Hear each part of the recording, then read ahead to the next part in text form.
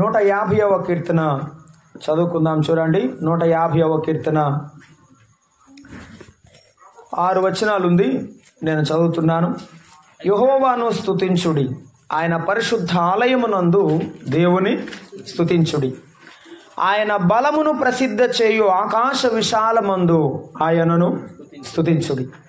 ఆయన పరాక్రమ కార్యములను బట్టి ఆయనను స్తుతించుడి.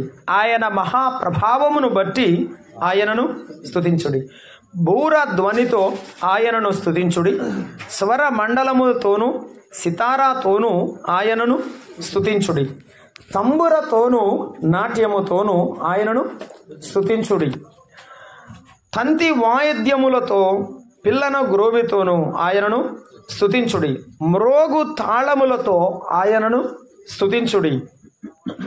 సకల ప్రాణులు యెహోవాను గంభీర ధ్వని గల తాళములతో ఆయనను స్తుతించుడి. సకల ప్రాణులు యెహోవాను స్తుతించుదురుగాక. యెహోవాను స్తుతించుడి. ప్రార్థన చేద్దాం. ప్రభువుకు స్తోత్రం చెల్లించి వాక్యంలో ధ్యానం చేద్దాం. మహిమోన్నతుడైన దేవా, స్తోత్రార్హుడా, మీకు వందనాలు చెల్లిస్తున్నాం. మీ దీనదాసులను బట్టి మీకు వందనాలు నాయన. మీ ప్రియబిడలు మా సహోదరి ఝాన్సీ గారు, మరి ఆమెకిచ్చిన యజమానుడు మా ప్రియ సహోదరుని బట్టి వందనాలు. ఇరువురు ప్రభువా జతపరచబడి నాయన నేటికి ఈ యొక్క విశ్వాస యాత్రలో దాంపత్య జీవితంలో ముందుకు కొనసాగుచుండగా మీరు ఇచ్చిన బహుమానాలు కుటుంబమును బట్టి స్తోత్రం అయ్యా. మా జీవితాల్లో ఎన్నో మేలులు మీరు చేస్తున్నారు. ఏమిచ్చి మా రుణాలు తీర్చుకోగలవు నాయన. ఈ రాత్రి మీ వైపు చూస్తున్నాం.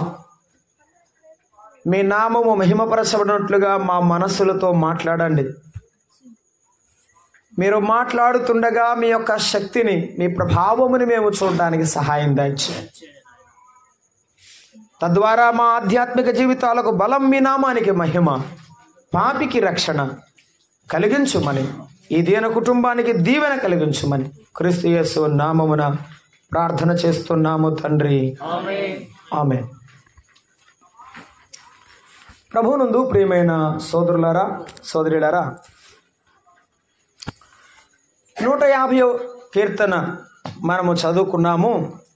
ఈ 150 కీర్తనలు ఎవరు రాశారు అని అడిగితే చక్కున మనం చెప్పే మాట ఏంటంటే దావీదు రాసిన కీర్తనలు అంట. వాస్తవానికి దావీదు ఒక్కడే రాయలేదు.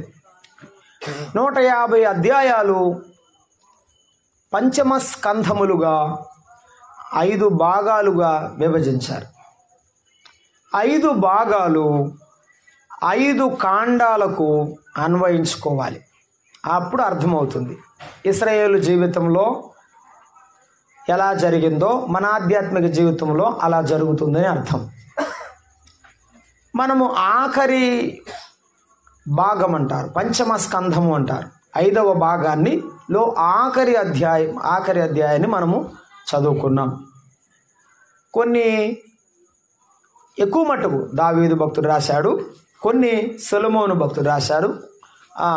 మోషే కీర్తన ఉన్నది, అలాగా కోరవు కుమారులు రాసిన కీర్తనలు ఉన్నవి, ఆసాపు రాసిన కీర్తనలు కొన్ని ఉన్నవి. అసలు బైబిల్లో పేర్లు అనేవి మనకు ఇవ్వబడిన వారు కూడా రాసిన కీర్తనలు ఉన్నాయి.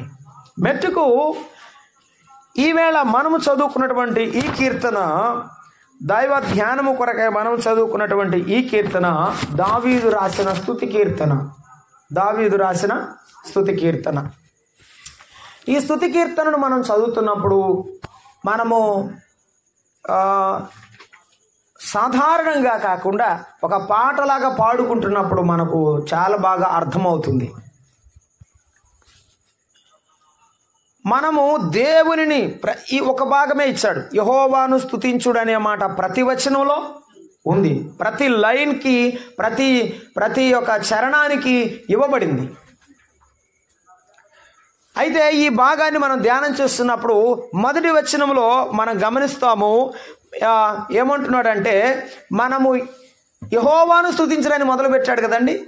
ఎవరిని స్తుతించాలి? అనేది ప్రతి వచనంలో రాయబడి ఉంది. ప్రతి వచనంలో రాయబడి ఉంది. అయితే ఎక్కడ స్తుతించాలి అన్నాడు మొదటి వచనం. మనము ఎక్కడ స్తుతించాలో చెప్పాడు మొదటి వచనం. రెండవ వచనాన్ని మనం చూస్తే మనము ఎందుకు స్తుతించాలో చెప్పాడు. ఏమండి, ఎందుకు స్తుతించాలి? ఈ రోజుల్లో నీవు స్తుతించడానికి, ఆ రోజుల్లో దావీదు భక్తుడు స్తుతించడానికి కారణం ఏమిటి? మనం అర్థం చేసుకుంటే నిజంగా మనము మన హృదయాంతరాలలో నుండి దేవుని స్తుతించుతున్న వాస్తవం మనకు అర్థమవుతుంది. 3 నుండి మనం 5 వచనాల వరకు మనం ధ్యానం చేస్తే అక్కడ మనము ఎలా స్తుతించాలో చెప్పాడు.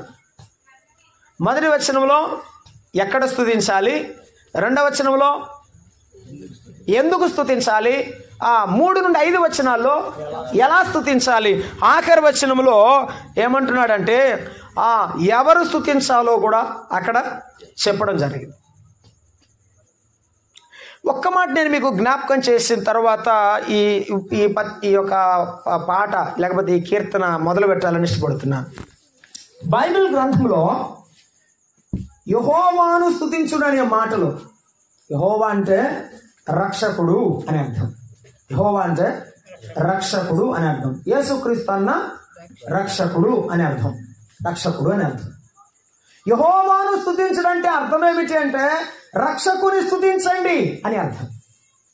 ఈ రాత్రి వేళ నీవు ఎవరిని స్తుతిస్తున్నావో నాకు తెలియదు, కానీ బైబిల్ చెప్తున్న మాట ఏమిటంటే మీ రక్షకుని మీరు స్తుతించండి. అవసరము కొరకు స్తుతించేవారు అంటే పొగిడేవారు, పని కొరకు పొగిడేవారు, లేకపోతే మనుషుల ఘనతను కోరి ఇతరులను హెచ్చించేవారు లోకంలో ఉన్నారేమో, కానీ దేవుని నమ్మినటువంటి దావీదు భక్తుడు చెప్తున్నాడు యెహోవాను స్తుతించండి అని చెప్తున్నాడు. యెహోవా ఎవరు? యెహోవా రక్షకుడు. యెహోవా రక్షకుడు. 103వ కీర్తనలో దావీదు భక్తుడు అన్నాడు, రక్షకుడు అనే మాటకు అర్థమిస్తూ ఆయన దేవుని స్తుతిస్తున్న కీర్తన అది. 103వ కీర్తనలో మనము అందరము కూడా జ్ఞాపకం చేసుకున్నటువంటి కీర్తనను మనం చదువుతున్నాం. నా ప్రాణమా యెహోవాను సన్నుతించుము, ఆ సమస్తమా ఆయన పరిశుద్ధ నామమును సన్నుతించుము. నా ప్రాణమా యెహోవాను ఉపకారములో దేనిని మరువకము. నీ దోషములన్నిటినీ క్షమించువాడు, నీ సంకటములన్నీ కుదుర్చువాడు, నీ ప్రాణమును సమాధిలోని విమోచించుచున్నాడు, కరుణా కటాక్షములు కిరీటముగా ఉంచుచున్నాడు. అసలు అక్కడ ఉన్న పదాల ఆర్డర్ చాలా బాగుంది. నీకు ఉపకారాలు చేసిన వాడు ఎవరైనా, నీ ఉపకారములు చేసిన వాడు, నీ దోషములను క్షమించిన వాడు, నీ సంకటములు, నీ కష్టాలు, నీ కన్నీళ్లు, నీవు కలిగిన వ్యథ, నీ బాధ అంతటిని కూడా తొలగించిన వాడు. ఇంకొక మాట చెప్తున్నాడు, సమాధిలో నుండి నీ ప్రాణం అట్లే జారాల్సింది కానీ దాన్ని ఏం చేశాడు, పైకి తీసుకొని వచ్చాడు, విమోచించాడు. నిన్ను రక్షించిన వాడు సామాన్యుడు కాదు. మానవులే ఒక మేలు చేసి మర్చిపోయేవాడు కాదు, విడిచిపెట్టేవాడు కాదు. ఆయనని ప్రాణముని విమోచించాడు. మానవులు మేలు చేస్తారు, అంతటితో ఆగలేదు దావీదు. నా మేలు చేసావు, ఉపకారం చేసావని అంతటితో ఆగలేదు దావీదు. నా ఇంకొక మాట అన్నాడు, నా దోషములు క్షమించావు. ఒకవేళ లోకంలో మనుషులు క్షమించాను పో అంటారు కానీ క్షమించరులేండి. అదన్నా చేస్తారేమో మనుషులు, ఉపకారం చేస్తారేమో, ఒకవేళ నీవు కష్టాల్లో ఉంటే నిన్ను పైకి చేస్తారేమో, కానీ నీ ప్రాణాన్ని మాత్రం విమోచించే మానవుడు ఎవరు లేరు. ఈ రాత్రి వేళ నిన్ను విమోచించే దేవుని స్తుతించు. నిన్ను రక్షించేవాడు, పరలోకములోని చేర్చేవాడు, అగ్నిగుండమును తప్పించి రక్షించే రక్షకుని ఆశ్రయించు. మత్తయి సువార్త 1వ అధ్యాయం 20వ వచనం మనం చదువుకుంటాం. యేసు ప్రభువును గురించి రాయబడిన మాట మత్తయి సువార్త 1వ అధ్యాయంలో 21వ వచనంలో, ఆమె ఒక కుమారుని కనును అని ఆయన ప్రారంభిస్తూ చెప్తున్నాడు. తన ప్రజలను వారి పాపముల నుండి ఆయనే రక్షించును. చాలా చదువుతాం కానీ మనం అప్పుడప్పుడు అర్థం చేసుకోవడం కొద్దిగా టైం పడుతుంది. వారి పాపముల నుండి మళ్ళీ చెప్పాము. ఆయనే రక్షించను. పాపం నుంచి రక్షించడం ఏంది? పాపం నుండి విడిపించను అనొచ్చు కదా. పాపం నుండి రక్షించడం అంటే ఏంటి? పాపం నుండి విడిపించను. పట్టిన వ్యసనము లేకపోతే పాపము నీలో నుండి తీసివేయడం, లేకపోతే దాని నుండి నేను విడిపించను అని చెప్పాలి కదా. పాపము నుండి రక్షించనంటే ఆ పట్టినటువంటి పాపం, లేకపోతే మన జన్మతః జీవితంలో వచ్చినటువంటి పాపం అనేటువంటిది దీనిని బట్టి మనకు అర్థమయ్యే సత్యం ఏమిటంటే అది విడిచిపోయేది కాదు. నువ్వు విడిచిపెట్టాలన్నా నీ వెంబడే వచ్చేది. నీవు ఎంత చదువుకున్నా, ఎంత జ్ఞానివైనా, ఎంతటి గొప్పవాడవైనా కూడా నీలో ఉన్న పాప స్వభావం నిన్ను విడిచిపెట్టేది కాదు. దాని నుండి విడిపించాడు తన రక్తము చేత. ఈ రాత్రి వేళ ఆయన రక్తమును నీవు ఆశ్రయించినట్లయితే, ఆయన మరణ పునరుత్థానములందు విశ్వాసం ఉంచినట్లయితే నిన్ను రక్షించేవాడు యేసయ్య. నీ జీవితంలో నీకు ఉపకారం చేసిన వారు నీకు గుర్తున్నారో లేదో, నీ కష్ట సమయంలో నీకు సహాయపడిన వారు నీకు గుర్తున్నారో లేదో. అయితే నీకు ప్రాణం ఇచ్చి, నీ బంధులో నీకు ప్రాణం ఇచ్చి ఇప్పటి వరకు కాపాడిన దేవుడి రాత్రి నీతో మాట్లాడుతున్నాడు. నీ పాపములకు పరిహారం కూడా ఆయనే. నీ పాపముల నుండి నిన్ను రక్షించేవాడు కూడా ఆయనే. అందుకని ఆయన రక్షకుడని పిలువబడుతున్నాడు. ఈ రాత్రి అయినా గమనిస్తే ఆయనను స్తుతించు. మానవ జీవితంలో దీనికి చాలా ప్రత్యేకమైనది. దేనికి? స్తుతికి. దేనికి? స్తుతికి. మరట ఒక తండ్రి దగ్గరకు ఒక కూతురు వచ్చిందట. మా నాన్న చాలా గొప్పవాడు అనగానే కుర్చీలో నుంచి లేచి నుంచున్నాడట. మా నాన్న లాంటి నాన్న ఈ వీధిలో లేడు అనగానే 2 జేబులు చేతులు పెట్టాడట. ఇలా లోపల చేతులు పెట్టేశాట. చూసారా, నేను బ్రతికే వరకు మా నాన్నే నాకు హీరో అని చెప్పగానే ఇలా గట్టిగా అన్నాడంట, పొగడతకు పడిపోని మనిషే లేడు. దేవుడు ఏం కోరుకుంటున్నాడు తెలుసా? నీలో నుండి, నాలో నుండి మాట పొగట్ట కాదు, మనసులో నుండి, హృదయములో నుండి ఆ కృతజ్ఞత కోరుకుంటున్నాడు. యెహోవాను స్తుతించడనే మాటలో రక్షకుడైన దేవుని స్తుతించండి. నీకు ఉపకారం చేసే యేసయ్యను స్తుతించండి. నిన్ను అనారోగ్యంలో, ఇబ్బందిలో ఆయన నిన్ను కాపాడిన దేవుని స్తుతించండి. ఇంకొక విషయం, నిర్గమకాండం 3వ అధ్యాయంలో మోషేతో మాట్లాడుతూ మోషే ఏమన్నాడు అంటే, అయ్యా నువ్వు నన్ను పొమ్మన్నావు, నేను వెళతాను, నీవెవరు అని చెప్పమంటావు అని అంటే అన్నాడు, నేను ఉన్నవాడను అనువాడనైనాని చెప్పు. మీకు అర్థమైందేమో, నాకు అర్థం కాదు అప్పుడు బైబిల్ చదువుకునేటప్పుడు. నేను ఉన్నవాడను అనువాడనై ఉన్నానంటే ఏంటబ్బా ఇది అనుకున్నాను. ప్రకటన గ్రంథంలో 2వ అధ్యాయంలో ఆయన తుయితేర సంఘముతో మాట్లాడుతున్నప్పుడు, స్మరణ సంఘముతో మాట్లాడుతున్నప్పుడు ఆయన చెప్పిన మాటను మరొకసారి చదువుకున్నాను నేను. స్మరణలో ఉన్న సంఘము దూతకు ఎలాగో రాయుము, మొదటి వాడును కడపటి వాడునయుండి. ఆయనే మొదటి వాడు, ఆయనే కడపటి వాడు, ఆయనే అంతమై ఉన్నాడు, ఆయనే అల్ఫా ఒమేగా ఉన్నాడు. నేను ఉన్నవాడును. అవును, ఆయన ఎప్పుడున్నవాడు? యోహాను సువార్త 1వ అధ్యాయం 1వ వచనం, ఆదియందు వాక్యం ఉండెను, వాక్యము దేవుని యొద్ద ఉండెను, ఆ వాక్యము దేవుడై ఉండెను. ఆదిలో ఉన్న వాక్యం, ఆ ఆదిలో ఉన్న వాక్యం భూమి ఆకాశమును సృజించినది. ఆయన భూమి ఆకాశములను నిర్మించిన వాడు. ఆయనను గురించి కొలసీ పత్రిక 1వ అధ్యాయం 13లో చెప్పాడు, అందరికంటే ముందు ఉన్నవాడు, అన్నిటికంటే ముందు ఉన్నవాడు, అందరికంటే ముందున్నవాడు, అన్నిటికంటే ముందున్నవాడు, ఈ సృష్టి కంటే ముందున్నాడు, అసలు అందరికంటే ముందు ఉన్నవాడు ఆయన. హెబ్రీ పత్రికలో రాస్తూ 6వ అధ్యాయంలో చెప్పాడు, ఆకాశ మండలము కంటే మిక్కిలి ఎత్తైన వాడు, మిక్కిలి ఎత్తైన దేవుడు. ఆయన రక్షకుడు మాత్రమే కాదు, ఆయన అందరికి పైనున్నవాడు.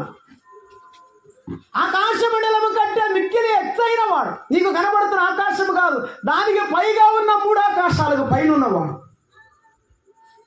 దేవదూతల స్తుతులను ఆరాధన పొందుతున్న గనుడైన వాడు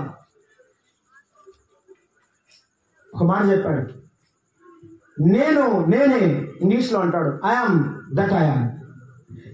నేనే నీ దేవుడని యెహోవాను, నేను తప్ప వేరొక దేవుడు లేడు.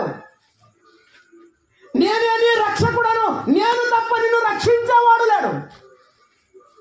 ఎంతమంది రక్షకులు ఉన్నారని నీకు చెప్పినా, నీకు ఉపశమనం కలిగించినా, నీ జీవితంలో విమోచించేవాడు నేనే. అలాగైతే ఈ రాత్రి విను, ఆదిలో ఉన్న దేవుని స్తుతించాలి, రక్షకుడైన దేవుని స్తుతించాలి, నీకు మేలు చేసిన దేవుని స్తుతించాలి.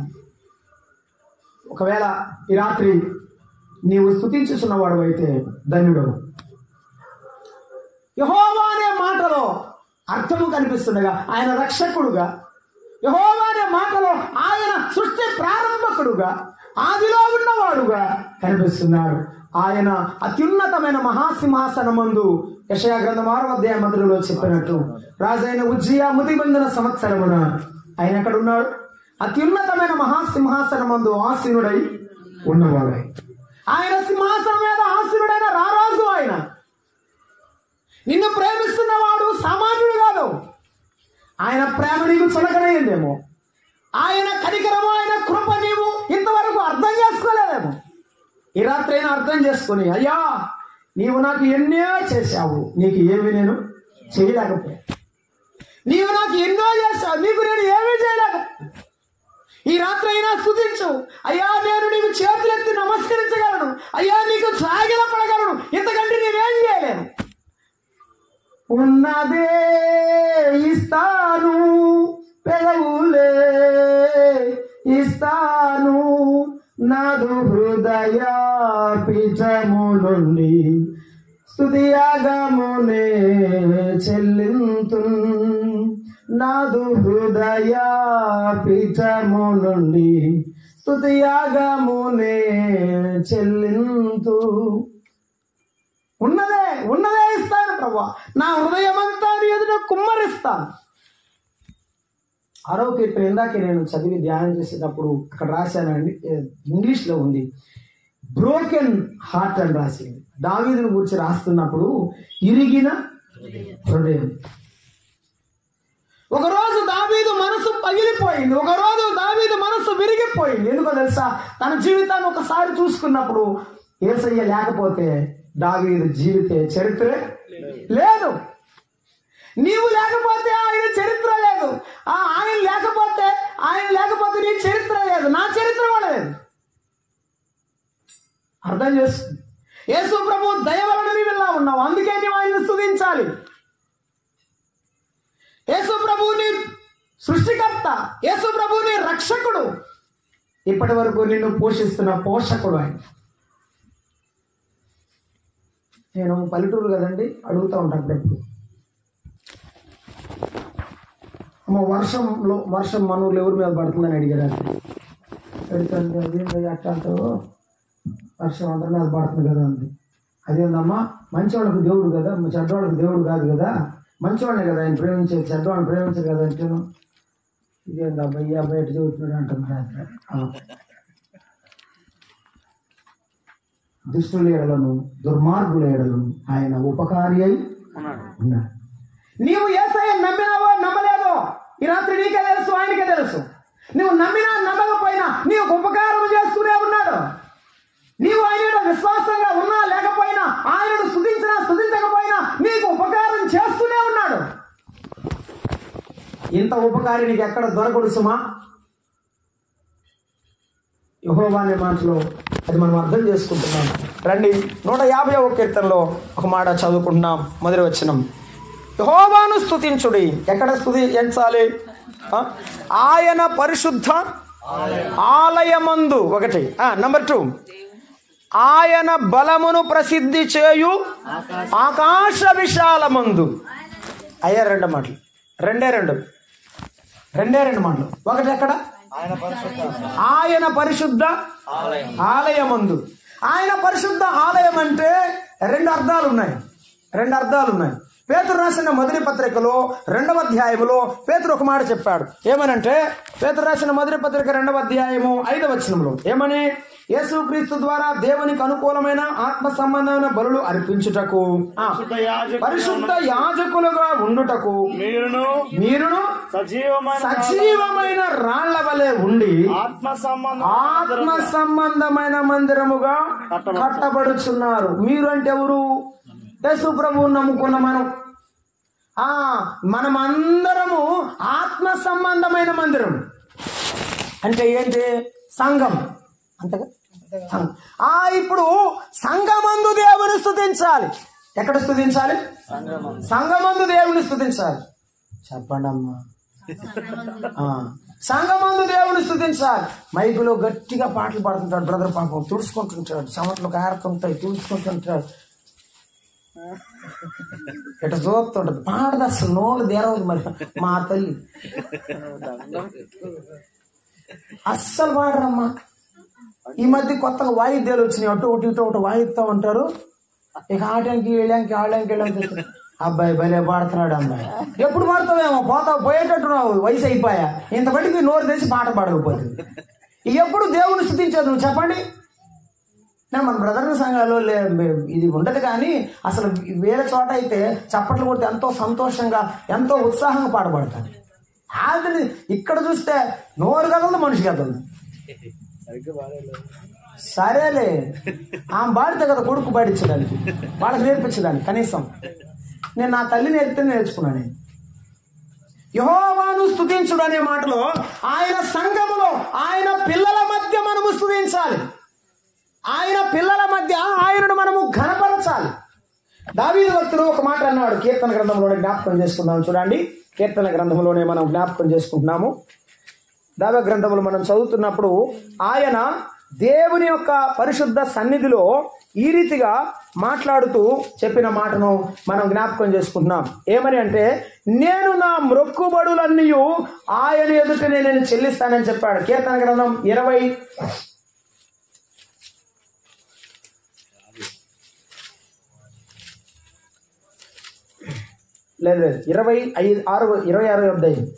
అధ్యాయం 5-6 వచనాల్లో ఉందా మాట. 6వ వచనం చదువుకున్నాం. యెహోవా నీ బలిపీఠము చుట్టూ ప్రదక్షిణ చేయుదును, అచ్చట కృతజ్ఞతాస్తుతులు చెల్లింతును. ఎక్కడది? దేవుని ఆలయంలో, ఆ దేవుని ప్రజల మధ్యలో, ఆ నీ ప్రజల మధ్యలో నేను నీకు కృతజ్ఞతాస్తుతులు చెల్లిస్తాను.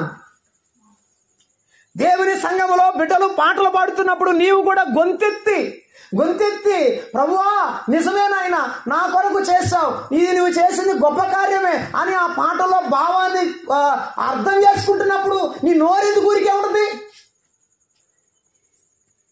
ఆ అర్థం నీ మనసులో తట్టలేదు, నీ మనసుకు అది స్పృహకు రాలేదు, కాబట్టి నోట్లో నుంచి పాట కూడా రాదు. దావీదు చెప్తున్నాడు ఏమని? నీ బలిపీఠము చుట్టూ ఏంటన్నా బలిజేయుడు చుట్టూ ప్రదక్షిణ చేస్తాను. ఇప్పుడు కాదండి, నేను దేవుని నమ్ముకోక ముందు అటెండ్ చేసేవాడిని.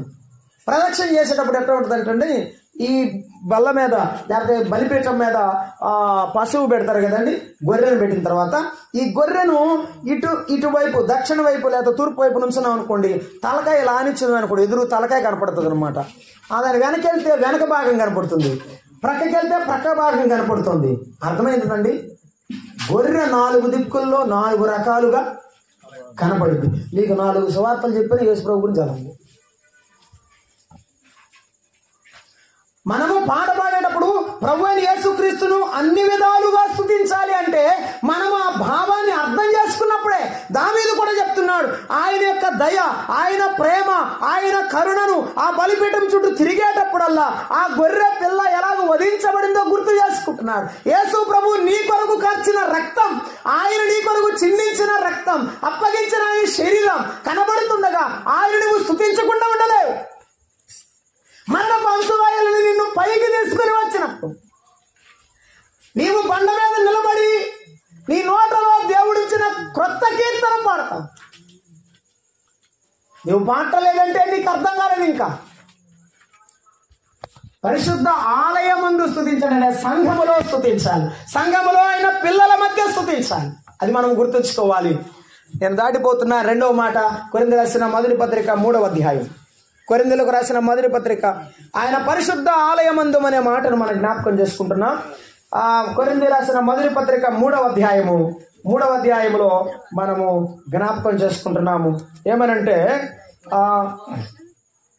మనము క్షమించండి 6వ అధ్యాయం 19వ వచనం. 6:19 మొదటి కొరింథీ పత్రిక 6:19 మీ దేహము దేవుని వలన మీకు అనుగ్రహింపబడి మీలో ఉన్న పరిశుద్ధ ఆత్మకు ఆలయమై ఉన్నదని మీరు ఎరుగరా అన్నాడు.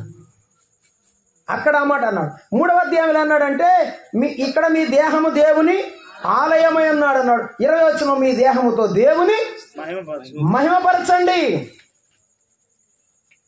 దేవుని మహిమపరచండి అని చెప్పాడు. 3:16 అన్నాడు ఏమనంటే మీరు దేవుని ఆలయమై ఉన్నారు, మీరు దేవుని ఆలయమై ఉన్నారు. అలాగైతే వినండి, దేవుడు నీకు ఇచ్చిన దేహమే ఆయన ఆలయం. అందుకే అన్నాడు మనము సజీవమైన మందిరాలం, మనము కదిలే మందిరాలం. అలాగైతే నీవు నీ చేతులు నీ కాళ్ళు నీ శరీరం ముందుకు కదిలేటప్పుడు వంట చేసుకుంటున్నా ఆయన పాట, పని చేసుకుంటున్నా ఆయన మాట, నీవు నడుస్తున్నా ఆయన పాట నీ మనసులో నీ నోట్లో కదులాడుతున్నప్పుడు ఆయన ధ్యానములో ఉండగా ఆయన ఆత్మ నిన్ను నడిపిస్తాడు. ఆ ఆనందం ఆ ఉజ్జీవం నీ జీవితంలో ఇస్తాడు.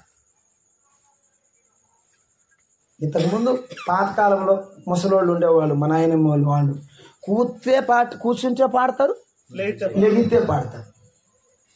ఇప్పుడు కూర్చుంటే తిట్టిద్ది, లేట్ తీసిద్ది ఈ మమ్మీ. కూర్చున్నా తిట్టిద్ది, లేచినా తిట్టిద్ది. ఇంతకుముందు కూర్చున్నా పడిద్ది, లేచినా పడేది. అవసరమైతే మా కూర్చోబెట్టి బైబిల్లో ఉన్నటువంటి చరిత్ర అంతా ఏదో కథలాగా చెప్పేవాళ్ళు. చక్కగా అయ్యా నింటా తలకాయ ఊపుతూ ఉండేవాడు. అట్టంటమ్మా వచ్చారా, అట్టొచ్చారా, సముద్రం నుంచి బయటకు వచ్చారా, నాయనమ్మ మళ్ళీ ఇంకొకరే చెప్పవే అంటే ఉండేవాళ్ళు వినేటప్పుడు. ఇప్పుడు చెప్పే నాయనమ్మ లేదు, వినే మనవడు లేదు. విచారం ఏంటంటే గిద్యోను భక్తుడు చెప్పాడు ఏమనంటే మా పితరుడు మాకు వివరించిన నీ ఆశ్చర్య కార్యములు ఏమాయను అన్నాడు. అంటే వాళ్ళ పితరులు గిద్యోనికి ఏం చెప్పారు? దేవుని ఆశ్చర్య కార్యాలు చెప్పారు. పక్క మీద కొనుక్కోబెట్టుకొని చెబుతా ఉంటారు చాలా మంది కథలు. అది రాదు, అది రాదు. కొండకి రావంటే అది మామూలుగా కొండ ఏం వేసిపోతుంది. అబద్ధాలని చెబుతాం వాడికి.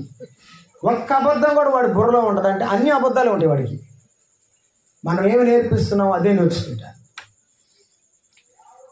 ఒకరోజు గుండెల మీద పడుకోబెట్టుకున్న ఒక తండ్రి తప్పిపోయిన కుమారుడు వృత్తాంతాన్ని చెప్తున్నాడు. ఆయన చెప్పడం ముగించిన తర్వాత వీడు అలానే పడుకున్నాడు. తండ్రి గుండెల మీద పడుకున్నాడు. ఏంద్రా లేచి అన్నం తిను అంటే పైకి లేపితే ఏడుస్తున్నాడు. నాన్న చాలాసార్లు నీ మాట వినకుండా కూడా నేను వెళ్ళిపోయాను, నన్ను క్షమించు నాన్న అని ఆ పిల్లవాడు అడుగుతున్నప్పుడు తండ్రి మోకరించి ప్రభువా నన్ను క్షమించయ్యా, వీడికి ఇలాగే నీ వాక్యం చెప్పేటప్పుడు నాకు బుద్ధి దయచేయమన్నాడు. ఆయన పరిశుద్ధ ఆలయంలో నీవు కీర్తన పడితే నీ బిడ్డ కూడా కొంచెం పాడతాడు.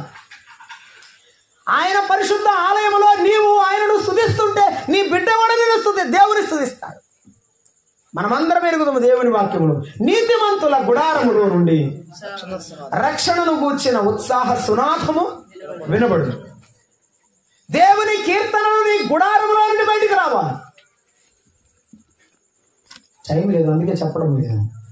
మనం పాటలు పాడదాం, మన బిడ్డలకు పాటలు నేర్పిద్దాం, ప్రభువుని స్తుతించే పాటలు నేర్పిద్దాం. 2 రోజుల క్రితం కుటుంబ ప్రార్థన పెట్టాం. పాప బర్త్డే అన్నమాట. బర్త్డే పెడితే ఎందుకు ఏం చేస్తాం తప్పుడు, నేను ఎందుకు చెప్పలే కానీ విషయం చెప్తా. వెండి తోడు విడిపోవు నేను పాడకూడదు. అర్థమైందా? ఇన్ని సంవత్సరాలు అయిన తర్వాత సందర్భానుసారం పాట పాడటం జరిగిపోయా అంటే అర్థం ఏమిటి? ఏడకొత్తేనే పుస్తకం తెస్తారు, ఇంటి నీళ్ళు అన్నమాట. ఆ బూట్లో బైబిల్ కూడా అంతేలే. ఈ చిత్రం ఏంటంటే చర్చిలో పెట్టిపోతున్నాడు బైబిల్. ఏంటన్నా చర్చిలో పెట్టిపోతున్నాడు, ఇంటి దగ్గర ఏంటి ఇంకా డైరెక్ట్గా నేరుగా వస్తాడు అప్పుడు కూర్చుంటాడు. ఇట్లా చేయకూడదు. ఇట్లా చేశారనుకోండి, మన భక్తి జీవితం ఇంట్లో పనిచేయదు, మన ఒంట్లో కూడా పనిచేయదు. కీర్తనలు పాడేది ఎక్కడంటే నీ శరీరంలో ఉన్న ప్రతి అవయవంతో దేవుని సన్నిధిలో కీర్తన పాడాలి. ఆనందముతో దేవుని ఆ ఉజ్జీవాన్ని నీవు నీ శరీరంలో అనుభవించాలి. సంతోషం నీ నోట్లో నుండి వచ్చిద్దేమో, లేకపోతే నీ బుర్రలో నుండి వచ్చిద్దామో, కానీ ఆనందం ప్రతి అణువణువులో వచ్చేది. ఆ ఆనందం దేవుడిచ్చే ఆనందం. కాబట్టి ప్రభువుని మనము స్తుతిద్దాం, సంఘములో స్తుతిద్దాం, మన శరీర అవయవాలతో దేవుని స్తుతిద్దాం. రెండవ మాట చూద్దాం. కీర్తన గ్రంథం 150వ కీర్తనలో 2వ వచనాన్ని చదువుకుంటున్నాం. మనము ఎక్కడ స్తుతించాలో చెప్తున్నాము. సంఘములో స్తుతించాలి, మన శరీరములో మనము దేవుని స్తుతించాలి, మన దేహం, మన హృదయం అనే ఆలయములో దేవుని స్తుతించాలని చూస్తున్నాం. 150వ కీర్తన 2వ వచనం. ఆయన పరాక్రమ కార్యములను బట్టి అన్నాడు మొదటి మాట. రెండవ మాట ఆయన మహా ప్రభావమును బట్టి అన్నాడు. గుర్తుంచుకుంటారా? మొదటి మాట ఏమిటి? ఆయన పరాక్రమ కార్యాలు. ఆ మాట పట్టుకో. ఏంటవి? ఆయన కార్యాలు. ఆయన కార్యాలు, ఆయన కార్యాలు పరాక్రమంగానే ఉంటాయి. తర్వాత రెండవది ఆయన ప్రభావం, అది మహాప్రభావం. గుర్తుంచుకోండి, రెండు మాటలే. ఈ రెండింటిని బట్టి మనము దేవుని స్తుతించాలన్నాడు. ఏమ్మా, ఆయన కార్యాలను బట్టి ఏం చేయాలట? ఆయనను స్తుతించాలి. మరి జ్వరం వచ్చినప్పుడు, లేకపోతే నీకు బాగున్నప్పుడు, కరోనా టైంలో చనిపోతానని బాధ వేసినప్పుడు, బాగుపడి నాకు ఇంటికి వచ్చి నాకు ప్రార్థన పెట్టుకొని యేసయ్యని స్తుతిస్తావు. కానీ పొద్దున పూట ప్రతిరోజు పైకి లేసే ప్రతిసారి దేవుని స్తుతించాలి. అది గుర్తుంచుకోవాలి. అప్పుడు నీకేం గుర్తుకు రావాలంటే, నీ కుటుంబంలో, నీ ఆధ్యాత్మిక జీవితంలో, నీ పిల్లల విషయంలో, నీ భార్య విషయంలో, ప్రతి విషయంలో, వ్యక్తిగత జీవితంలో కూడా దేవుడు చేసిన కార్యాలన్నీ నీ కళ్ళ ముందు కదిలాడాలి. అప్పుడే నోట్లో నుండి, హృదయంలో నుండి పాట వస్తుంది. ఆయన పరాక్రమ కార్యాలు గుర్తించుకో.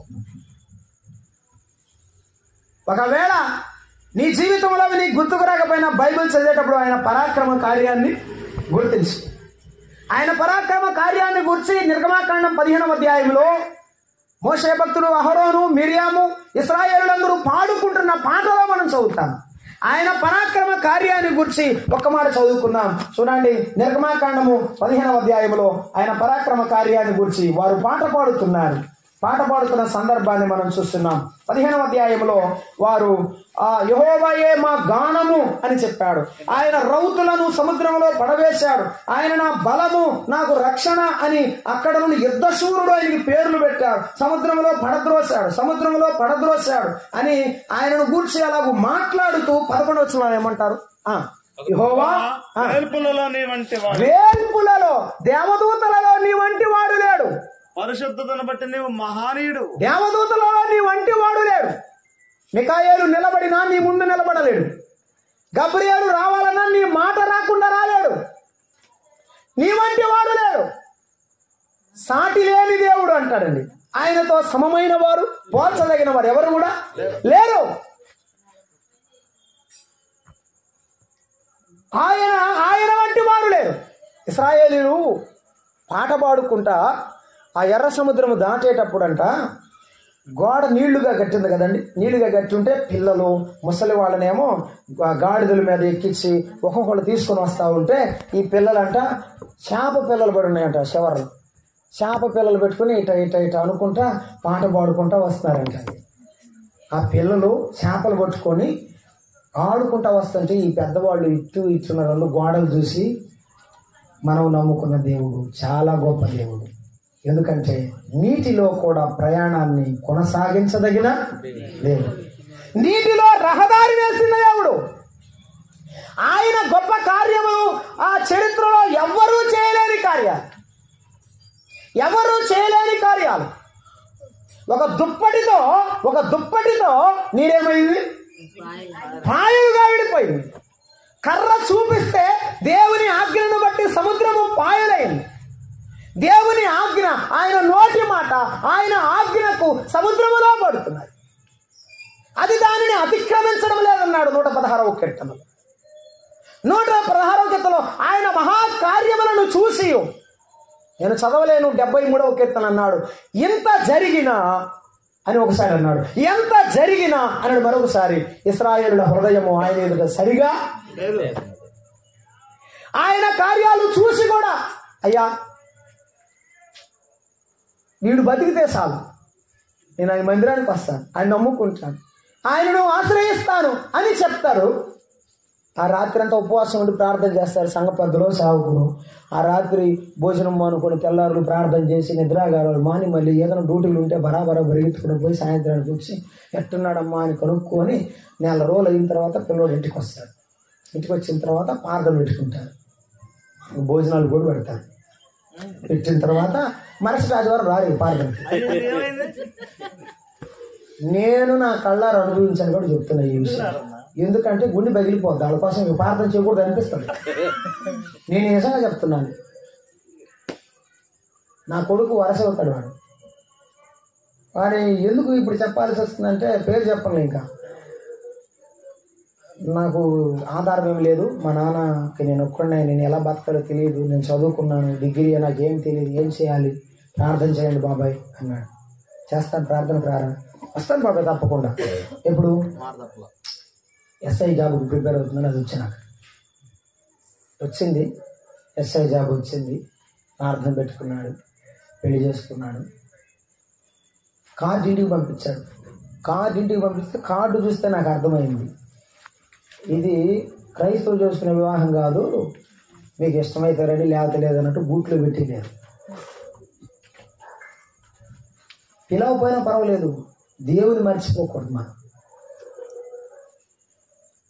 నేను ఒక నెల 15 రోజుల వరకు కూడా మనిషిని కాలేదు.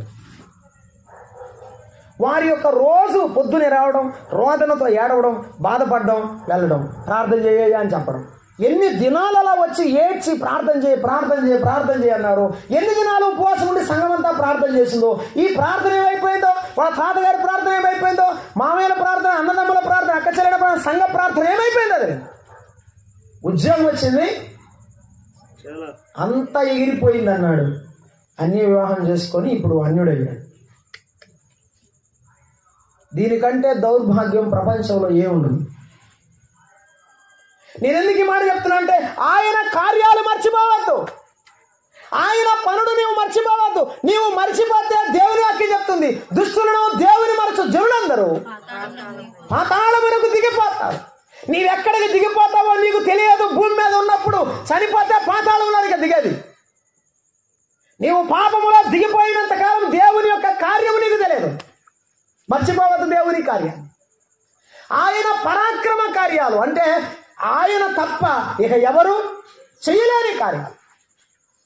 యేసు ప్రభు వారు సముద్రాన్ని గద్దించినప్పుడు శిష్యులు అన్న మాటను నేను జ్ఞాపకం చేస్తున్నాను. ఈయన ఎవరో, ఈయనకు గాలియు సముద్రమును లోబడుచున్నవి. మన దేవుడు ఆజ్ఞాపించేవాడు. కానీ ఈ రాత్రి నీతో మాట్లాడడానికి ఇష్టపడి నిన్ను బతిమాలుతూ అడుగుతున్నాడు. మర్చిపోయావా యేసయ్య కార్యాలు? యేసయ్య నీకు చేసిన దాన్ని మర్చిపోయావా? ఎప్పుడైనా ఇది నువ్వు చేయకపోతే నా జీవితమే లేదు యేసయ్య అని చెప్పావా? చెప్పితే నీ జీవితం ధన్యమవుతుంది, నీవు కృతజ్ఞత గలవాడు అవుతావు. రెండవ మాట జ్ఞాపకం చేస్తున్నాను. 151 కీర్తన 2వ వచనంలో 2వ లైన్లో అన్నాడు, ఆయన మహాప్రభావము అన్నాడు. ఏమిటి?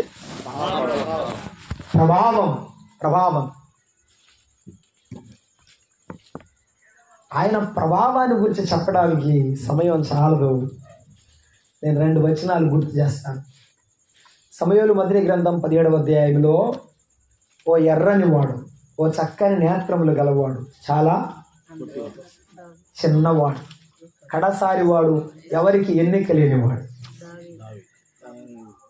గొల్యాతు ఎదుట నిలబడినప్పుడు నేనేమైనా కుక్కను అనుకున్నావా, కర్ర తీసుకొని వస్తున్నానని హీసడించి హీనముగా మాట్లాడిన గొల్యాతు నిలబడిన వాడు ఏమంటాడు తెలుసా? నీవు కత్తి చేత ఈట చేత జయించడానికి వస్తున్నావు, యెహోవా కత్తి చేతను ఈటి చేతను రక్షించేవాడు కాదని నేడు ఈ దినమున ఈ ఇశ్రాయేలు జాతి అంతా ప్రజలంతా తెలుసుకుంటారు, నేను యెహోవా పేరట యుద్ధమునకు నీ మీదకు వస్తున్నా.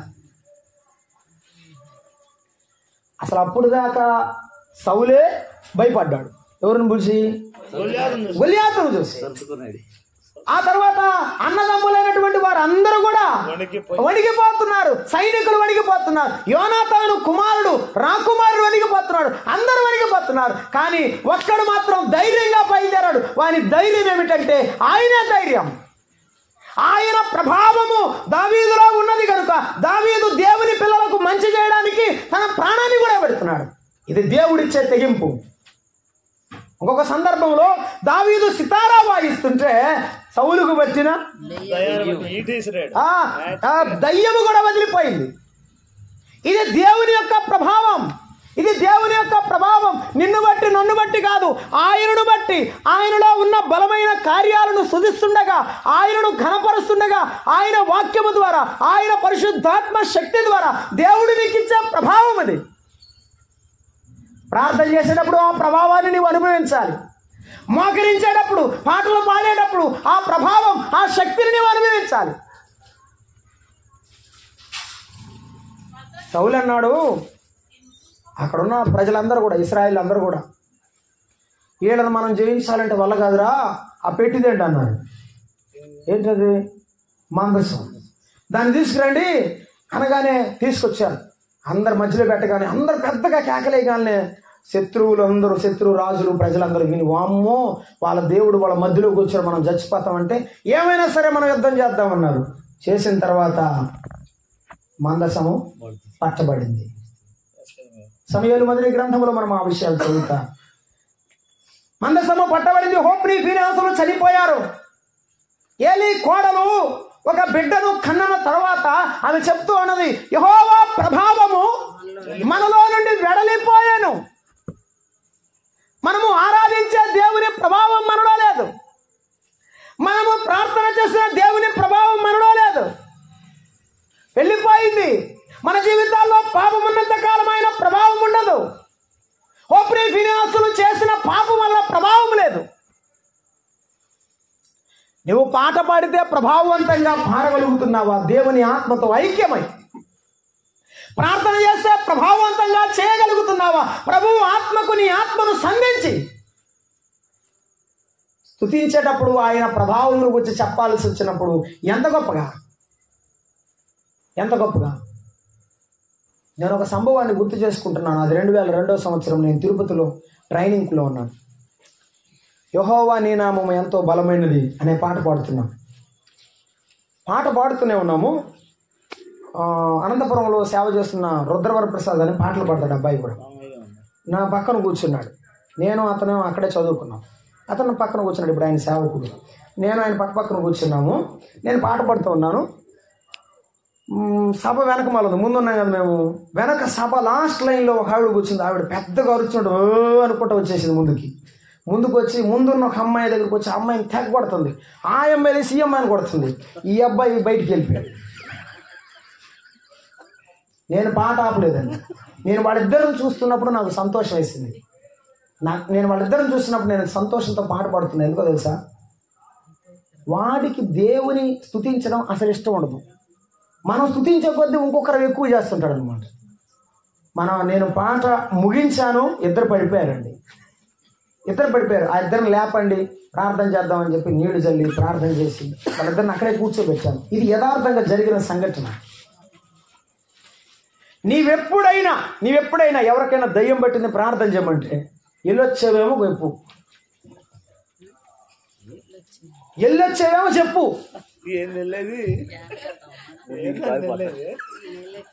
ఎందుకంటే నీవు మోకాళ్ళ మీద చేసే ప్రార్థన, నీ ప్రభావం, ప్రభువు యొక్క ప్రభావం నీ జీవితంలో కనబడుతున్నప్పుడు.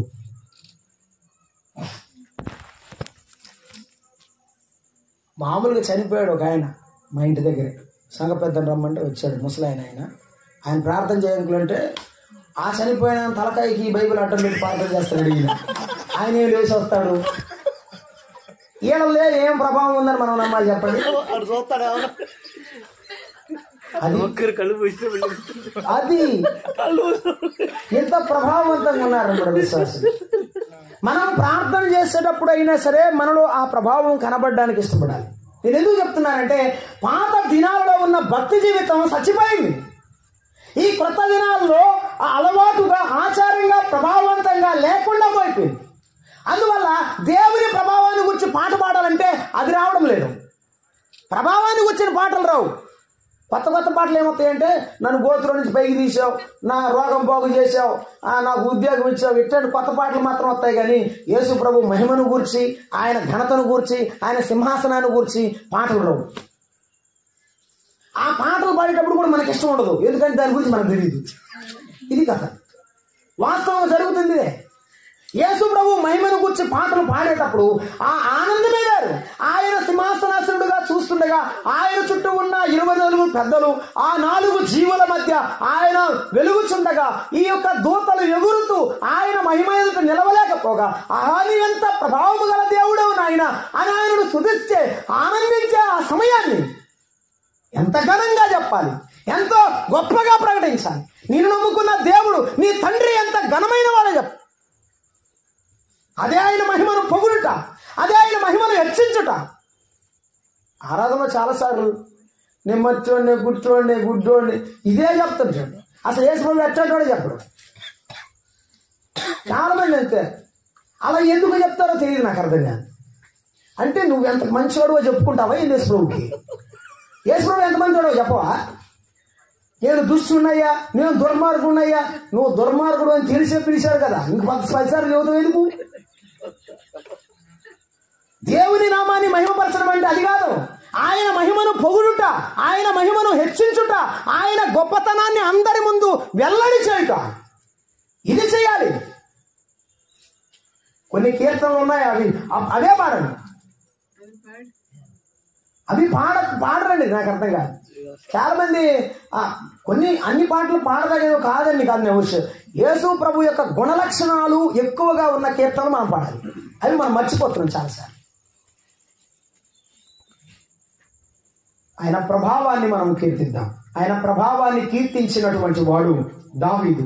అందరి ముందు ఆయనను ఘనపరిచిన వాడు దావీదు. ప్రభావాన్ని పోగొట్టుకున్నవారు ఏలీ కుటుంబం.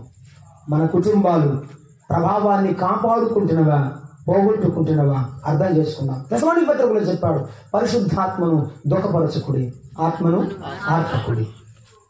దుఃఖపరుస్తున్నావో ఆర్పుతున్నావో అర్థం చేసుకో. ఉదయమే లేవగానే మోకాళ్ళ మీద ఆయనతో గడపకుండా బయటికి రావద్దు. స్తుతించి బయలుదేరు. ప్రభు నీకు ఆ దినమంతా ఘనమైన తన కృపనిస్తాడు. 150వ కీర్తనలో మరొక మాట జ్ఞాపకం చేసుకుందాం. 3వ వచనం నుండి మనం చదువుతాం. బూరధ్వనితో ఆయనను స్తుతించుడి.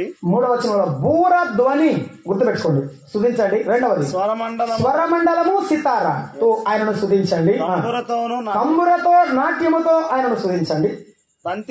బంతి వాద్యము పిల్లల గ్రోవితో ఆయనను స్తుతించండి. మ్రోగు తాళములతో ఆయనను స్తుతించండి. గంభీర ధ్వని గల తాళములతో ఆయనను స్తుతించండి. ఒక్కొక్క వాయిద్యానికి ఒక్కొక్క అర్థం ఉంది. బూరధ్వని, ఓ రాజాతి రాజు ముందు ఏం చేస్తారు? బూర ఊతారనమాట. ఇదిగో ఫలానా అధికారి, ఫలానా రాష్ట్రపతి, ఫలానా ముఖ్యమంత్రి వస్తున్నాడు హో అని చెప్తారు. పాతకాలం ఫలానా రాజు వస్తున్నాడని ఊదేవాడు అనమాట. మనకు అర్థమయ్యే భాషలో చెప్పాలంటే తెసలోనికీ పత్రిక 4వ అధ్యాయంలో చెప్పాడు, ఆర్భాటముతోనూ ప్రధాన దూత శబ్దముతోను దేవుని బూరతో పరలోకము నుండి ప్రభు దిగివచ్చును. యేసు ప్రభు వారు దిగి వచ్చేటప్పుడు ఆయన ప్రభావవంతమైనని చెప్పబడుతుంది. ఆయన ప్రభావమును గురించి చెప్తాడు. ఆయన బూర వినిపించబడుతుంది. బూర ధ్వనితో స్తుతించు. ఆ బూరలో ఆయనను గురించి ఉండాలి, ఆ ధ్వనిలో ఆయనను గురించి ఉండాలి. రాజు ముందు వచ్చేటప్పుడు ఏం చెప్తారు? నేను రాజు బంటునండి, ఆయన దగ్గర 10 ఏళ్ళ నుంచి పని చేస్తానని చెబుతాడు. ఏంది బూర తీసుకుని చెప్పండి, ఏం చెబుతాడమ్మా? రాజాతి రాజా, రాజమార్తాండ, గొప్పవాడు, ఎంతవాడు, అట్లాంటి ఇట్లాంటి అని చెప్తాడా లేదా? అలాగే నువ్వు ప్రార్థనకు వచ్చేటప్పుడు యేసుప్రభు దగ్గరికి వచ్చిన తర్వాత, అయ్యా నువ్వు ఇలాంటి వాడు, అలాంటి వాడు కనుకనే నేను ఇలాగ ఉన్నాను నీ సన్నిధిలో, లేకపోతే నేను లేను అని యేసుప్రభు గురించి చెప్పాలి కదా. దాన్నే బూర ఊదడం అంటారు. బూర ఊదుట, ఆయన ముందర బూర ఊదుట. ఏమండి, ఆయన వచ్చినప్పుడు బూర ఊదబడుతుంది, ఆయన రాకముందు కూడా బూర ఊదమని చెప్పాడు. ఊతున్నావా లేదో నాకు తెలియదు. మీరు సర్వలోకమునకు వెళ్ళండి, సర్వ సృష్టికి సువార్తను ప్రకటించండి. నమ్మి బాప్తిసం పొందిన వారు రక్షింపబడరు. నీ పాటలో సువార్త గీతం ఉండాలి. పాపికి రక్షణ కలిగించే గీతం ఉండాలి. హృదయము కోయబడినట్టుగా, హృదయము దంచబడినట్టు నలగబడినట్టుగా ఆ గీతము నీ మనస్సులో నుండి నలిగి వస్తుండగా, నలిగిన మనసుతో పాడుతుండగా అందరి హృదయాలు కదిలించబడినట్టుగా నువ్వు పాట పాడాలి. బూర ధ్వనితో ఆయనను స్తుతించాలి. ఇది ఆయన రక్షణ గీతం. నీవు పాడాల్సిన గీతము ఏమిటి అంటే ఎలా పాడాలి? బూర ధ్వనితో పాడాలి. నీ పాట ఆయన రక్షణ కార్యముతో నింపబడి ఉండాలి. నీ పాట ఆయన రాకడకు గుర్తించినదిగా, సంబంధించినదిగా ఉండాలి. అప్పుడు మాత్రమే ప్రభువు నామము మహిమపరచబడుతుంది. స్వరమండలముతో సితారాతో అని చెప్పాడు. స్వరమండలం అంటే ఒకటి కాదు, రకరకాల స్వరాలు వస్తాయి. వాడి గురించి ఇప్పుడు చెప్పేది కాదు. సితారాతో ఆయనను స్తుతించాలి అన్నాడు. స్వరాలు పలు రకాలు. ఈ స్వరాలలో ఒక్కొక్క స్వరములో ఒక్కొక్క మాధుర్యం ఉంటుంది. ఒక ఆయన అన్నాడు, ఏడ్చేవాడు ఈ బైబిల్ చదివితే ఒక రకంగా వాడికి అర్థమవుతుంది, సంతోషంలో ఉన్నవాడు బైబిల్ చదివితే మరొక రకంగా అర్థమవుతుంది, కృంగిన మనసుతో, ఆ పశ్చాత్తాప మనసుతో బైబిల్ చదివితే వానికి మరో రకంగా అర్థమవుతుంది. నీవు ఏ స్థితిలో ఉన్నావో ఆ స్థితిలోనే, ఆ స్థితి అందే దేవుని నామాన్ని, ఆయన పాటలు పాడుచుండగా, ఆయన మాటలు చదువుచుండగా దేవుడు నీతో మాట్లాడతాడు. అలాగైతే నీ పాట నీ స్థితికి తగ్గట్టుగానే పాడు. కొంతమంది చేసిన పొరపాటు ఒప్పుకోవడానికి బదులుగా గొప్ప గొప్ప పాటలు ఏవో తీయాలనుకుంటారు, కానీ అసలైన స్థితిని దేవుని ఎదుట ఒప్పుకొనపాడు. ఈ స్వరమండలం ఏమిటంటే రకరకాలుగా ఉన్నటువంటి ఈ స్వరములు, రకరకాలుగా ఉన్నటువంటి నీ జీవిత విధానము, పలురకాల పరిస్థితుల్లో, సందర్భాల్లో కలిగినటువంటి నీ యొక్క వ్యధని, నీ స్థితులను జ్ఞాపకం చేసుకుంటూ నీవు పాడాల్సిన మధురమైన సితారా పాట. ఇవన్నీ మేళవించిన నీ అనేక సందర్భాల్లో నీ జీవితంలో జరిగిన సంఘటనలు మేళవించినటువంటి సందర్భముతో పాడవలసిన పాట ఇది. రెండవది, దావీదు సితారా వాయించినప్పుడు, ఒకటి ఇందాక చెప్పాను, దయ్యాలు వెళ్ళిపోయాయి. దావీదు సితారా వాయిస్తూ దేవుని కీర్తనలు ఎన్నో పాడాడు. పైన కీర్తన గ్రంథంలో అధ్యాయాలు పైన రాసి ఉంటుంది, సితారాతో పాడదగినది అని రాసి. అంటే అది ఆ చెవులకు మాత్రమే కాదు, హృదయానికి కూడా ఇంపైనది. చెవులకు కూడా, హృదయానికి కూడా ఇంపైన పాట. పాడితే మళ్ళీ ఇంకోసారి పాడమ్మా అనాలి. పాడారు నువ్వు పాట అనకూడదు. ఎందుకో తెలుసా, కొంతమంది కాకిలాగా పాడతారు, పాడతారు, గొంతు ఉంటుంది వాళ్ళకి, కానీ మనసుతో పాడరు. వాళ్ళు రాగం ఏదో పాడాలనుకుంటారు. నేను ఎందుకు ఈ మాట చెప్తున్నా అంటే, అది రెండోసారి కనపడకూడదని చెప్తున్నా. వినపడకూడదు. పాట పాడుతూనే ఉంటాడు, కాలు ఇలా ఇలా ఇలా ఊపుతో పాడుతుంటాడు. ఏం పాట పాడుతుందంటే, ఎంతో సుందరుడమ్మా తాను, ఎంతో సుందరుడమ్మా యేసు పాట పాడుతుంది, ఏమో కాలు ఇస్తుంది. జ్ఞానం ఉండదు చాలా మందికి. అంటే దేవుని సన్నిధిలో భయం లేదు, భక్తి లేదు. నోట్లో నుండి పాట వస్తుంది కానీ జీవితంలో నుండి ఆ పాట రావడం లేదు. కాబట్టి అనేకులను కదిలించడం లేదు. దయచేసి వాయిద్యాలు తగ్గించి అందరి చేత పాటలు పాడించడం మనం అలవాటు చేసుకుందాం. ప్రతి బిడ్డ నోరు తెలిసి పాడేటట్టు అలవాటు చేద్దాం. మన కుటుంబ ప్రార్థనలో అయినా సరే పిల్లలందరూ నోరు తెలిసి పాడేటట్టు. చిన్నప్పుడు పెట్రమాస్ లైట్ పెట్టుకున్నప్పుడే బాగుంది బ్రహ్మాండ, అందరూ పాడేవాళ్ళు. ముసలమ్మ పాడినా కూడా ఇప్పుడు రికార్డ్ చేసి అందరు పెడుతున్నారు. ఇప్పుడు పాడే ముసలమ్మ లేదు. దేవుని గ్రంథంలో మనం చూస్తున్నాం, 150 కీర్తనలు ఇప్పుడు మనం చదువుకున్నాం. సితారాతో పాడాలి. అదే సితారా ఇంపైనది. మన పాట కూడా, మన స్థుతులు కూడా ఎలా ఉండాలి? ఇంపైన సువాసన. ఆదికాండంలో నోవహు ఆ ఓడలో నుండి బయటికి వచ్చిన తర్వాత కొన్ని పవిత్రమైన పక్షులు బలిపీఠం మీద అర్పించినప్పుడు అది ఇంపైన సువాసనగా దేవుడు ఏం చేశాడు? ఆగ్రాణించాడు. నీ పాట కూడా ఇంపైన సువాసనగా నీ సింహాసనం చేరాలి. నీ పాట అలాగే చేరినప్పుడు దేవుడు మహిమపరచబడుతుండగా ఆయన కృపా దీవెన నిన్ను కమ్ముకుంటుంది. ఇది మనం జరగనప్పుడు మనం చేయలేము. సితారాతో ఆయనను స్తుతించండి అని చెప్పాడు. నేను ముగిస్తాను. ఇప్పుడు సమయం లేదు, అయిపోయింది. అయినప్పటికీ నేను క్లోజింగ్లో ఉన్నాను కనుక 150వ కీర్తన చూస్తున్నాం. తంబురతో నాట్యముతో ఆయనను స్తుతించండి అని చెప్పాడు. వాస్తవానికి తంబుర చాలా సందర్భాల్లో మనకు బైబిల్లో కనబడుతుంది.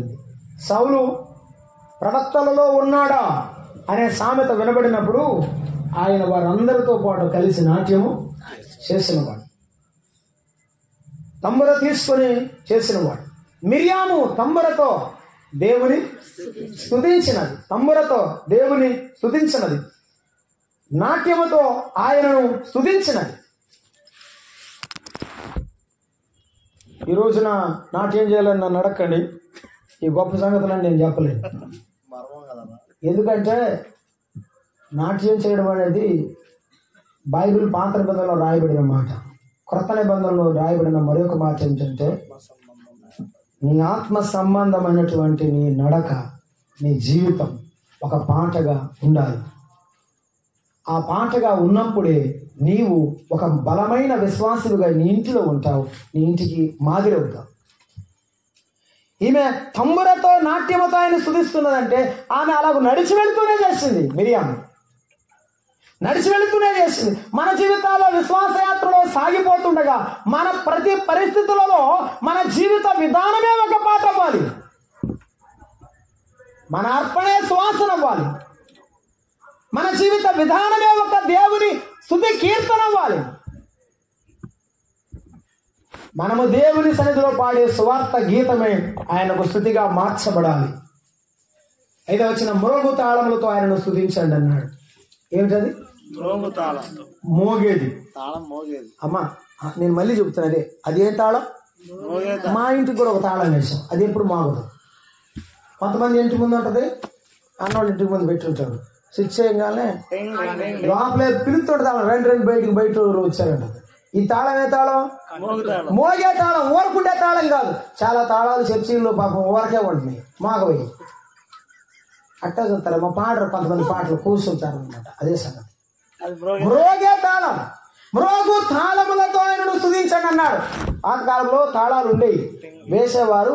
ఇప్పుడు అవి వాడుకలేవు, కొత్త వచ్చాయి కనుక పాతవి మరుగురు పడిపోయాయి. మ్రోగు తాళములతో ఆయనను స్తుతించేవారు. తాళం అంటే లయబద్ధంగా వేసేది తాళం అదండి. ఇది మ్రోగేది, కానీ పాటకు అనుసంధానంగా అడుగులు వేసినట్టుగా, ఒక మనిషి ఇద్దరు కలిసి నడిచినట్టుగా వేసేదనమాట. నీ పాట కూడా సందర్భానుసారంగా అడుగు ముందుకు పడాలి. మనం పడితే పాట ఎట్లా ఉండాలి? దేవుని స్తుతించేది అయినప్పుడు అది సందర్భానుసారమైన దేవుని స్తుతి ఉంటుంది. అనుకూలమైన వచనమే మీరు ఉచ్చరింపండి, కానీ మీ నోట ఇంకా అసలుతో మిగిలింది మర్చిపోయారు కదా మీరు. బూతులేను, సరస్వతులేను ఉచ్చరింపకూడదు, ఇవి మీకు. కాబట్టి నేను చెప్పలేను.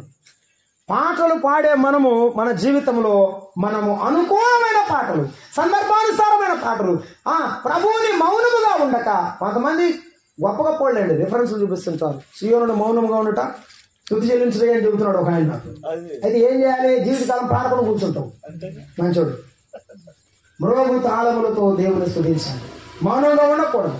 ఎందుకంటే మనము జీవించున్న వారు. ఆఖరి మాట చెప్పాడు, గంభీర ధ్వని గల తాళములతో ఆయనను స్తుతించండి. ఇది ఆఖరి మాట. కొంతమంది పాడతారు, నోరు గట్టిగా తెరవరు అనమాట, నొప్పి వస్తుంది. గొంతు గట్టిగా తెరవరు, నొప్పి వస్తుంది. ఏం పాడా? గంభీర ధ్వనితో అన్నాడు. ఈ రాత్రి స్వరం పోతే రేపు బారలేం బ్రదర్ అంటాడు. ఈ రాత్రి ప్రాణం పోతే పాట ఏలేదు కదా, నీ మాటే ఉండదు. ఇదే విషయాన్ని ప్రతి విశ్వాసం గుర్తుపెట్టుకోవాలి. ఓపిక ఉన్నంత కాలం ఏం చేయాలి చెప్పండి?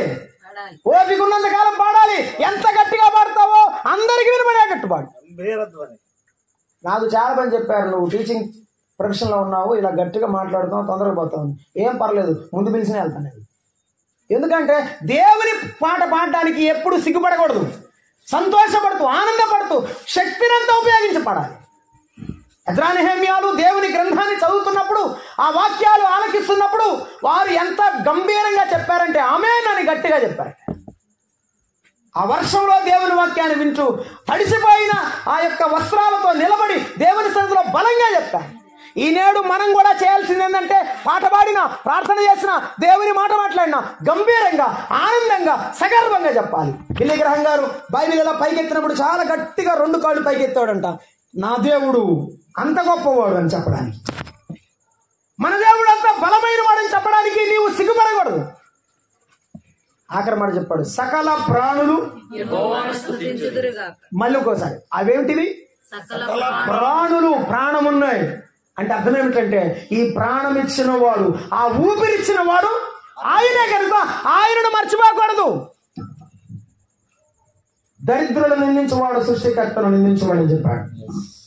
ఈ రాత్రి వేళ నీవు సృష్టికర్త అయిన దేవుడు, నీకు ఊపిరిచ్చిన దేవుడు, నీకు ప్రాణం ఇచ్చిన దేవుని మర్చిపోయావా లేదో గుర్తుపెట్టుకో. ఆయనను స్తుతిస్తున్నావా, మరిచి జీవిస్తున్నావా? యెరెమీయా గ్రంథంలో 3వ అధ్యాయంలో చెప్పాడు, పెళ్లి కుమార్తె తన వడ్డాణమును మర్చిపోతుందా? మర్చిపోతుంది. నా ప్రజలు నన్ను లెక్కలేనని దినములు ఎందుకు మర్చిపోయావు? తలవంచు ప్రార్థన చేద్దాం. ఎందుకు మర్చిపోయావు? గుర్తుందా? యేసు ప్రభువు ప్రేమ నీకు గుర్తుందా? ఆయన నీ కొరకు ఈ లోకంలోనికి మానవుడిగా దిగివచ్చాడు. ఈ స్తుతులు పొందుచున్న దేవుడు, అనేకుల చేత ఆరాధింపబడుచున్న దేవుడు నిన్ను రక్షించి నిన్ను విమోచించడానికి ఇష్టపడుతూ పరలోకము నుండి పరుగున మానవుడిగా వచ్చాడు. ఆ యేసయ్య నీ పాపము కొరకు ఆయన దోషిగా నిలబడ్డాడు. ఆయన తల మీద ముళ్ళ కిరీటం పెట్టబడింది, ఆయన భుజం మీద బరువైన సిలువ కొయ్య పెట్టబడింది. అమ్మా, అయ్యా, యేసయ్య నీ పాపాన్ని చూసి నిన్ను దీవించగోరి, నీ పాపము నుండి నిన్ను విడిపించగోరి ఆయన సిలువను అనుభవించాడు. నీ పాపముతో చాలా నష్టపోయావు. నీ జీవితంలో ఆశీర్వాదం లేక, నెమ్మది లేక జీవించావు. ఈ రాత్రి అయినా యేసయ్య, నా జీవితం నీకు వ్యతిరేకంగానే బతికాను, నిన్నెప్పుడు నేను స్తుతించలేదు, నాకెన్నో మేలు చేశావు, నీకేమీ చేయలేని నిస్సహాయుడను, నన్ను క్షమించు నాయన. నీ పాదాలకు, నీ చేతులకు నేను అప్పగించుకుంటున్నాను ప్రభా. ఓ ప్రభా, నన్ను పైకెత్తు, నన్ను క్షమించి నీ బిడ్డగా అంగీకరించమని రాత్రి అడుగు. నీ కొరకు రక్తము చిందించిన యేసయ్య మాట్లాడు. ఆ కలువరి సిలువలో ఆ రక్తసిక్తమైన పాదములతో ఆ మ్రేకులోని కారుచున్న రక్తం యేసు వైపు చూడు. నిన్ను ప్రేమించిన యేసయ్య వైపు చూడు. అయ్యా ప్రభువా, నా దోషమును నేను ఒప్పుకుంటున్నాను, నన్ను క్షమించమని అడుగు. నీకు పరలోక భాగ్యం ఇస్తాడు, హృదయంలో నెమ్మదిస్తాడు, పాపము నుండి విముక్తినిస్తాడు, సంతోషం ఇస్తాడు, నీకును నీ కుటుంబానికి సమాధానం ఇస్తాడు. ప్రభువైన యేసునందు విశ్వాసం ఉంచుము, అప్పుడు నీవును నీ ఇంటివారును రక్షింపబడుదురని దైవాక్యం రాయబడి ఉంది. కనుక ఈ రాత్రి వేళ ప్రభువునందు విశ్వాసం ఉంచి ప్రభు రాజ్యానికి వారసులు కావాలని ప్రేమతో తెలియచేస్తూ ముగిస్తున్నాను. ప్రభు తన వాక్యమును దీవించుగాక. ప్రేమగల తండ్రి, దయాళుడు అని దేవా, మీకు స్తోత్రం. ఈ రాత్రి వేళ మీ వాక్యం మేము ఆలకించడానికి మీరు ఇచ్చిన కృపకై స్తోత్రం. మా ప్రభువా దేవా, మీ ఆలయమందు, మా హృదయమందు ఎల్లప్పుడూ మిమ్మల్ని స్తుతించే కృపను మాకు దయచేయండి. మా దేవా, మా తండ్రి, గంభీరమైన మీ బోర ధ్వనితో మిమ్మల్ని గణపరచడానికి, మీ స్వార్థ బోరతో మిమ్మల్ని స్తుతించడానికి, మా తండ్రి ఇంపైన అర్పణ వంటి పాటలతో మిమ్మల్ని మహిమపరచడానికి, మా జీవిత నడకయే మాకు నిజమైన పాటగా ముందుకు వెళ్ళడానికి సహాయం దయచేయండి. అయ్యా ప్రభువా, మేము మౌనము వంటగా మిమ్మల్ని స్తుతించు ముందుకు సాగుటకు సహాయం దయచేయండి. మా తండ్రి, మా ప్రభువా, మీ దీన దాసురాలు ఝాన్సీ గారిని, మా సహోదరుని బట్టి మీకు వందనాలు నాయన. ఇరువురిని దీవించండి ప్రభువా. వారు ఎప్పుడు మీ పాటను ముందుంచి, మీ ప్రార్థన ముందుంచి బహుబలముగా ధైర్యముగా ముందుకు వెళ్ళడానికి సహాయం దయచేయి. మా యేసయ్యే మా ధైర్యం, మా నిరీక్షణ, మా ఆధారమైన వాడు అని మీ మీద ఆనుకోవడానికి కూడా చూపమని ఈ రాత్రి నమ్మని వారెవరు ఆకర్షించమని మా ప్రభువైన యేసుక్రీస్తు నామమున వేడుకుంటున్నాం తండ్రి. అందరికీ ప్రేమ.